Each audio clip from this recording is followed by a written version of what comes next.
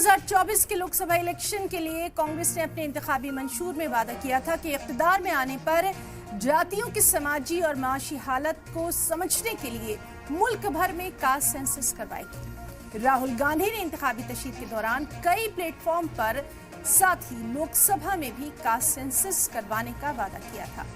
इसलिए मरकज की बीजेपी हुकूमत हमेशा से कास्ट सेंसस की मुखालिफत कर रही थी, लेकिन अचानक जब मुल्क में पहलगाम हमला जेर बहस है, ऐसे में हुकूमत का कास्ट सेंसस कराने का फैसला यकीनन हैरानकुन है। जो हुकूमत लालू यादव और मुलायम सिंह यादव पर जात पात की सियासत करने का इल्जाम लगाती रही है, उसने अपने ऐलान से जाहिर सी बात है कि सबको चौंका दिया है। बिहार में इसी साल असेंबली चुनाव होने हैं। बीजेपी बिहार चुनाव में कास्ट सेंसस को हथियार बनाकर इस्तेमाल करना चाहेगी।